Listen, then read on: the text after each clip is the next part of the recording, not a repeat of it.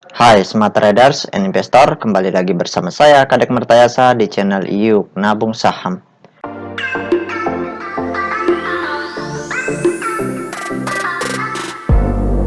Nah, di episode kali ini kita akan membahas salah satu perusahaan yang direquest oleh Syahresya Arsyad. Kode sahamnya yaitu Zing. Nama perusahaannya yaitu PT Kapuas Prima Coal Tbk. Oke, untuk mempersingkat waktu kita langsung saja buka datanya di iPod ya.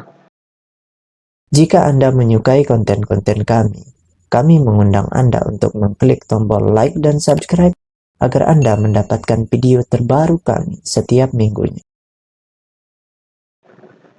Nah, di sini kita langsung saja ganti dengan kode ZINC. Kita enter. Nah, berdasarkan grafiknya, ya, kalau kita lihat di sini, selama setahun terakhir di bulan Januari itu harga sahamnya dari 190-an itu turun menuju ke 126. Kemudian harga sahamnya sideways, kemudian di tanggal 29 April itu harga sahamnya naik menyentuh puncak tertinggi di harga 199. Kemudian terus turun selama beberapa bulan sideways, naik turun, kemudian terus turun anjlok sampai harga terendah di 101 ya.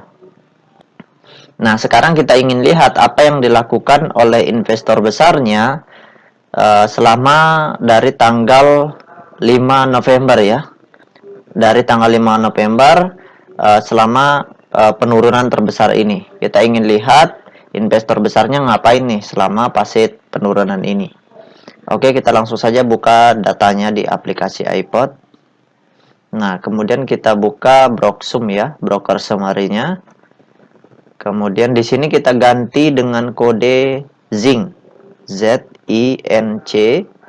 Kemudian di sini kita pilih tanggal 05. Kemudian di sini 11 sampai tanggal 16 ya. 16 bulan 12 2021. Oke, kita show. Nah, datanya sudah muncul ya.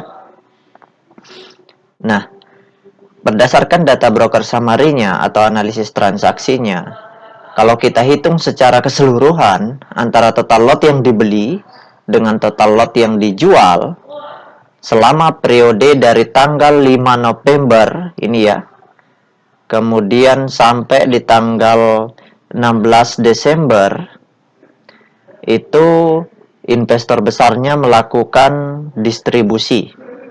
Jadi kalau kita hitung secara keseluruhan dengan menggunakan tools tambahan yang saya gunakan yaitu Detektor, maka disimpulkan bahwa terjadi distribusi dalam jumlah yang cukup besar di fase penurunan ini, seperti itu.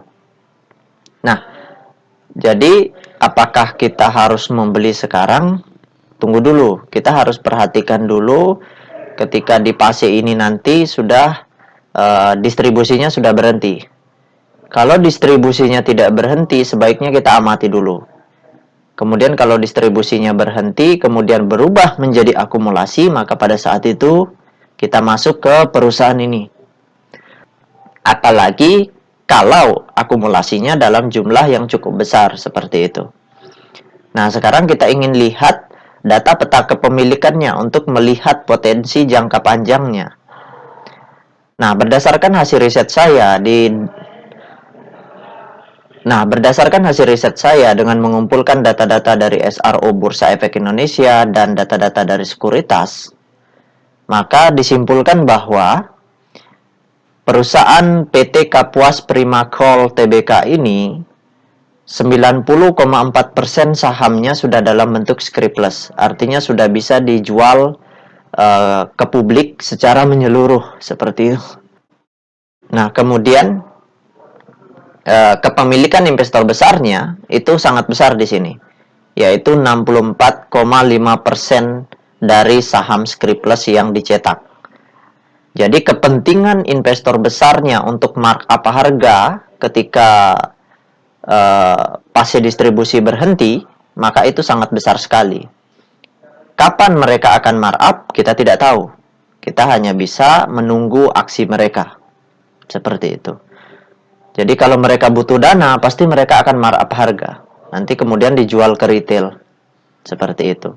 Kemudian kepemilikan investor retail di sini, di perusahaan Zinc ini atau PT Kapuas Prima Coal ini sebanyak 24,6%. Nah, selama fase distribusi ini, kepemilikan investor retail itu bertambah 2,6%.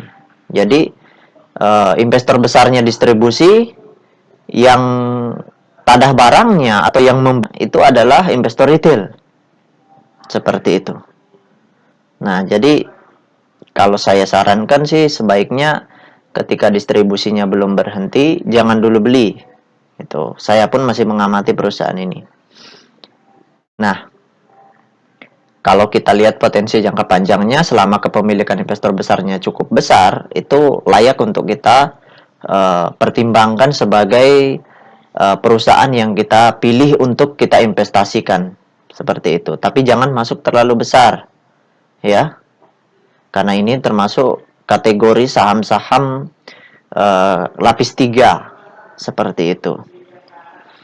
Ya, mungkin 25% dari total portofolio yang Anda miliki, kemudian Anda investasikan jangka panjang di sini, is okay lah, seperti itu.